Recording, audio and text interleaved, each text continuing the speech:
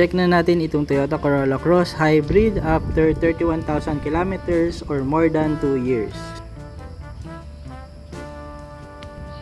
Ito yung gulong niya sa harap, pina-tire rotate ko na, yan yung dati nasa likod, so makapal na ulit siya. And then ito naman yung nasa likod. Okay. Sa dashboard niya, all good naman kung paano nilabas sa kasa way back 2 years ago. 0 kilometers mileage, ganun pa rin naman. Okay mga ka-vlog PH, so tingnan natin kung ilan na yung mileage. Bali naka more than 2 years na siya, so 2022 ito. 23, 24 na ngayon. Ayan, so total mileage niya is, tingnan natin.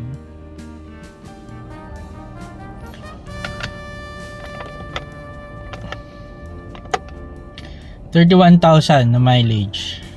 Okay. So more than 2 years, 31,000 na mileage. Ang mari-review ko dito ngayon is for the battery. Yan makita nyo more than full siya. Dito lang naman ako sa subdivision. At maganda yung pagkaka-retain pa ng kanyang battery. So okay siya sa battery. After 31,000 na mileage, okay yung battery. Actually, lahat ng feature, yung mga drive assist niya, yung nagda-drive siya na pusa sa highway, okay naman yun, walang problema. The rest, wala rin problema. Dito walang pinagbago. Yun lang yung pinaka leather seat niya nagkakaroon ng ganyan, siguro wear and tear na rin. Ayan, and then yung ceiling malinis pa rin, kumbaga sariwa, siguro sa paggamit na lang yan. Kumbaga ang assessment ko dito kung paano ko siya nakuha nung nilabas ko sa kasa after 31,000 na mileage is ganun na ganun pa rin. Sa engine performance, sa battery, sa charge, walang pinagbago, lahat and everything. Sa mga panel, yung mga pindutan dito, 'di ba kasi ngayon after pandemic marami na mga alcohol tayo na ginagamit. Lalo na ako tuwing lalabas ako ng kotse, papasok lagi ako ng alcohol. So far makikita ninyo dito wala naman na nabubura dito, no. So ayan. Okay naman lahat. And then ito nga hindi ko pa natanggal yung plastic nung nandito. Pero after more than 2 years, nakita nyo, hindi pa naman siya parang nag-melt na pangit tignan. So hindi ko pa siya tinatanggal. Okay, unlike kasi dun sa Innova ko na yun. Well, ano na yan, 10 years na yan, okay pa rin naman yung aircon lang yung problema doon. But anyway, so dito okay naman talaga siya. So tingnan natin kung makikita ko dito yung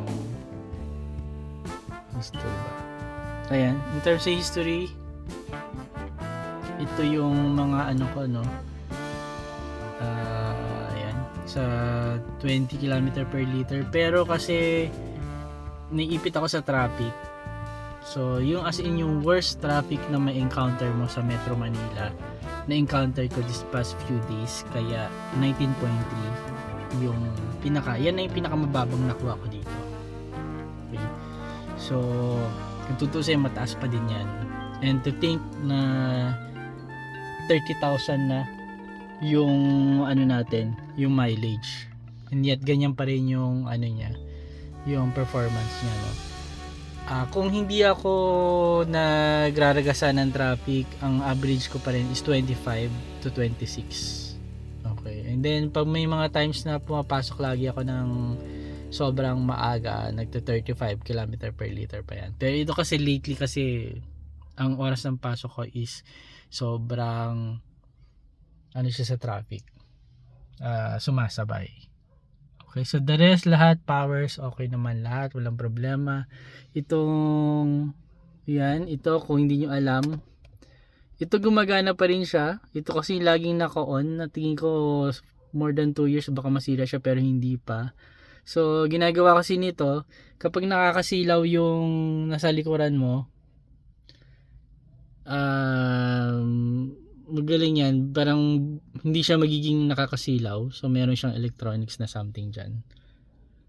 Okay. Tapos, ang kaisa-isang napansin ko lang dito after driving this for 31,000 kilometers, ito.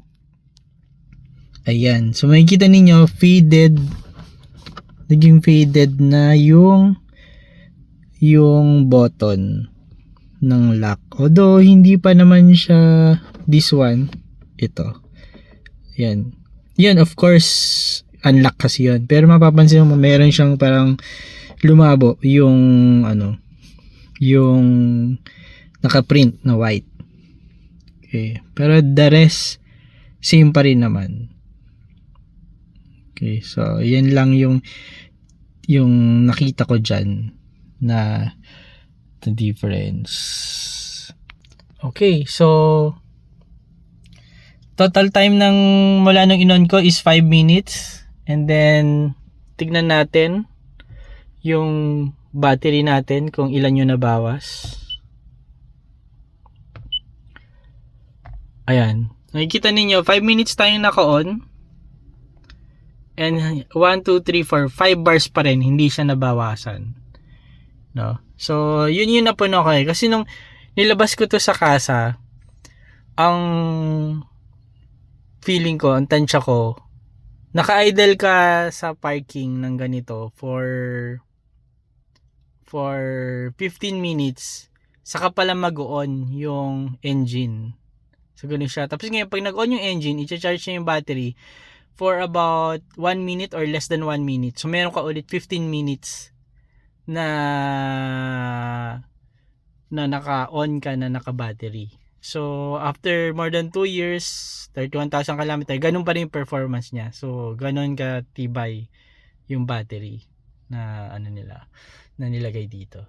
So, yun lang. Sige. So, kung gusto nyo magka-receive pa ng update regarding this, since isa ata ako sa mga unang nagkaroon ng Corolla Cross, please don't forget to like, share, and subscribe para updated kayo sa next videos. Thanks!